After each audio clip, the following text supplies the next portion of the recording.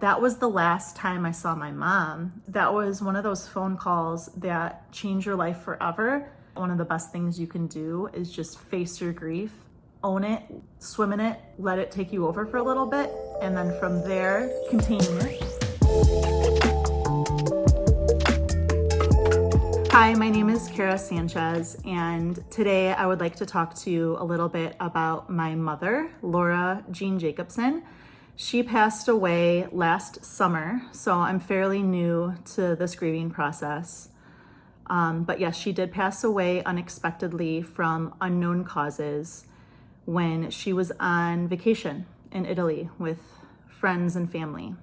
I would like to maybe back up a little bit and kind of explain the mysterious circumstances or the synchronicities involved with the last moments I had with my mom.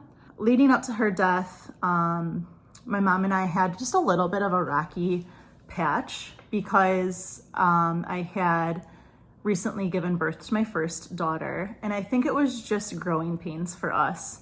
It was me adjusting to my new life as a mom, and because all of these things were occurring during COVID, we just didn't see eye to eye in a lot of things, and it was a very challenging season for us. But I definitely don't think that that needs to be the focus or what I need to remember my mom for, because the other 35 years of my life were absolutely fantastic, and I loved my mom to pieces, and we had such a wonderful, fun relationship.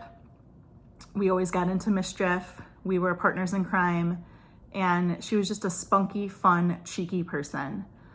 But with that being said, we were just having a turbulent time in our relationship, and there was just something that was telling me that I needed to reconcile and have these conversations with my mom. And there was a song that kept playing in my head by Cody Johnson, Till You Can't. And it kept popping into my head all the time. And I remember finally having a conversation with my mom where I feel like, for the most part, we squashed all of our issues and things were moving along. And at the time, I was also pregnant and due in July. And this is early June now, and I had COVID. I was pregnant and had COVID. You know, I didn't really know what to do about it because I was nervous that it could affect my pregnancy and it could hurt the baby. So I did contact my gynecologist and OBGYN and let her know what was up. And she said, you know, as long as you're feeling okay, we'll just monitor it and everything will be fine, which it was. Everything was fine. I didn't really get super sick or anything like that. I did end up going into labor early after having COVID for about 5 days. So I think I was like on day 5 or 6. I was a month early. And yeah, I was just caught off guard. I didn't know what to do. So obviously I called my doctor again and I said, hey, I think I'm in labor. I think we're gonna come to the hospital.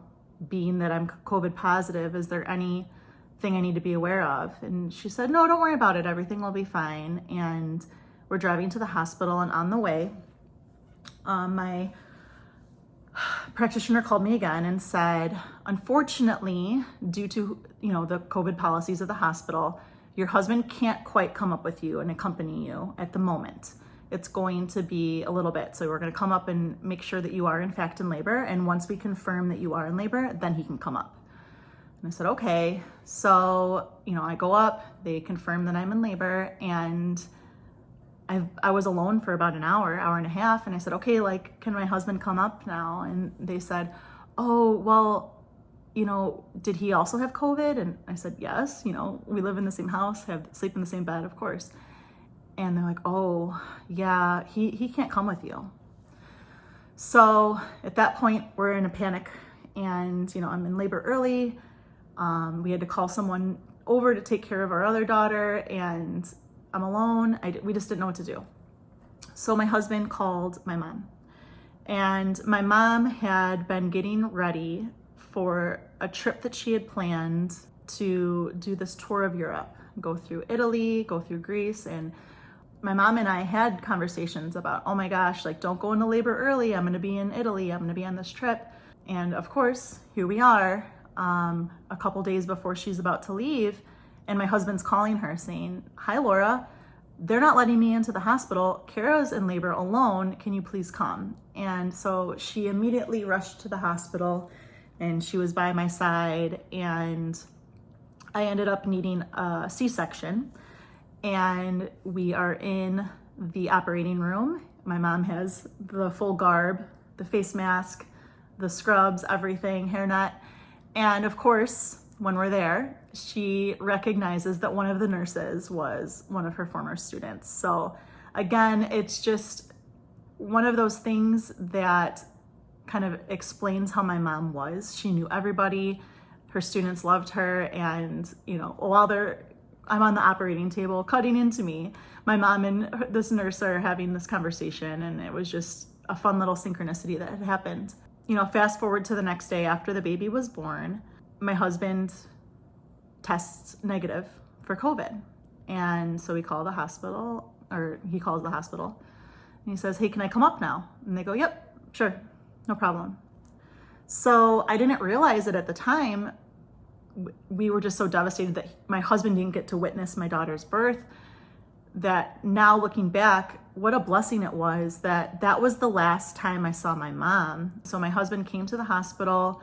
We were all three of us sitting together, enjoying some laughs, and my mom, just said some beautiful things like, "I'm so proud of you guys. You guys have a beautiful family. I love you." And she walked out. She left because she had to go on her trip.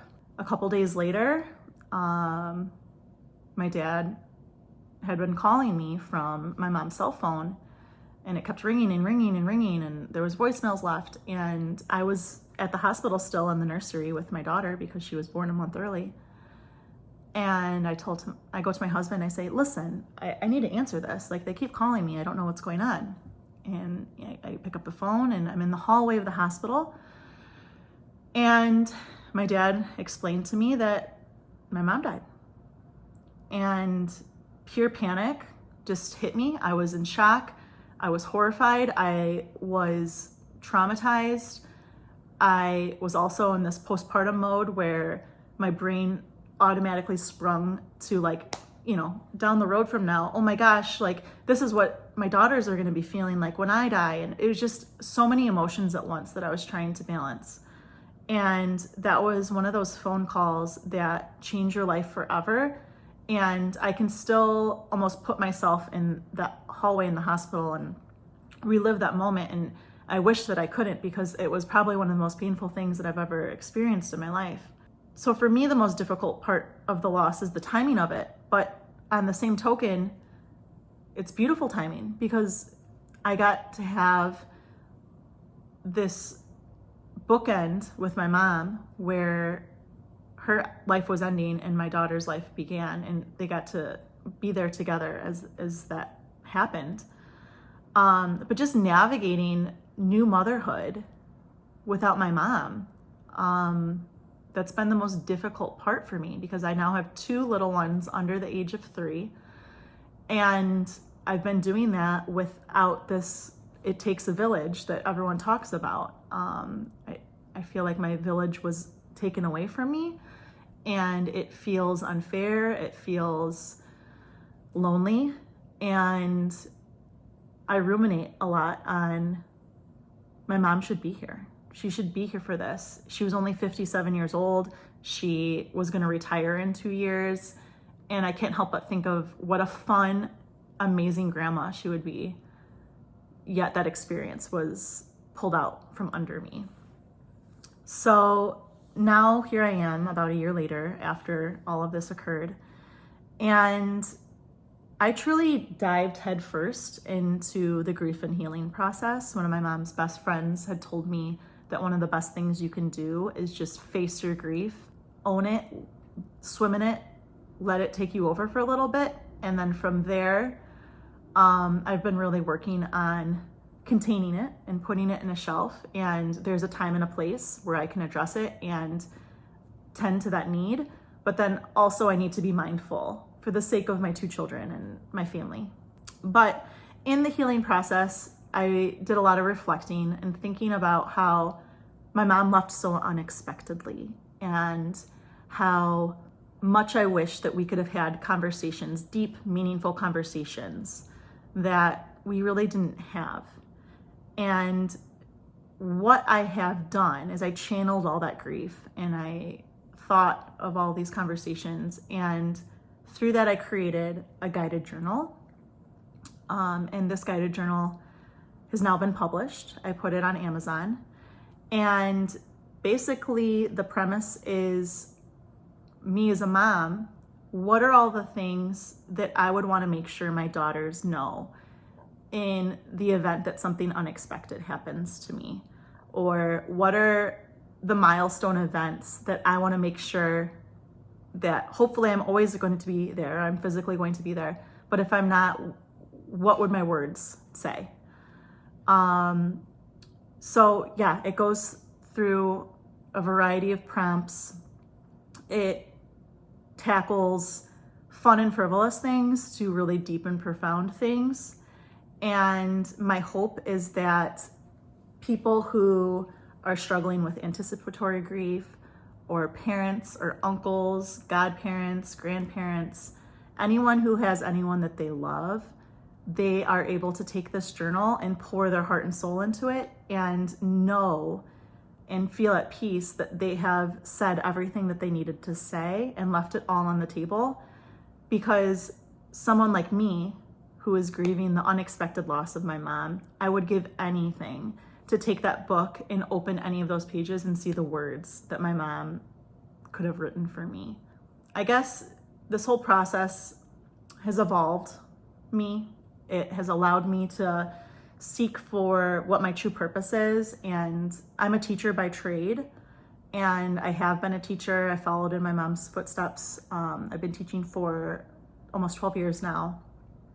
And I feel like the way that I talk to my students and the types of lessons that I create for my students has allowed me to quite easily dive into creating this journal and also creating the platform that I've created on Instagram.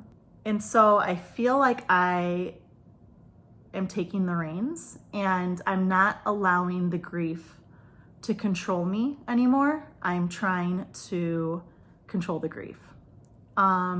That's not to say that I don't have rough days or I don't have hard times. I additionally feel like my view on death has changed a little bit.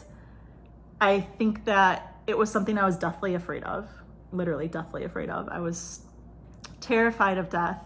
And I remember when my grandma was on hospice, just feeling so overwhelmed and like waiting for the shoe to drop and just so terrified of what that moment would be like, that I never thought about the fact that there could be unanticipated losses in your life or things that could just happen out of nowhere. So I've also learned that you can't expect anything out of life, and not everything goes as planned. And it's okay to grieve that, and it's okay to be sad about that, but then you also have to find a way to forge a new path and move forward with your new reality. And I think that for me has been the most transformative part of this entire grief process. So other than that, I just wanted to plug my book really quick, plug my Instagram, which is @LegacyLettersJournal. But this is my guided journal that I've created. This is the hardcover, but there is a soft cover as well. And in the beginning, I do have a table of contents that walk you through the different types of prompts that I have. So I have an all about me section, a section to help you continue life with joy and celebrate things still, for when you're feeling down and you need a hug, a section about the legacy that you hope others will continue for you, words of wisdom, milestone notes, things to help you deal with the grief and the loss of people, and then freestyle open-ended prompts. It's important to consider what types of things you need to say, but I'm really looking to help others on their grief journey, as well as prepare all of us for what's inevitable in life, and that's death. So anyway, that's my story, and thank you so much.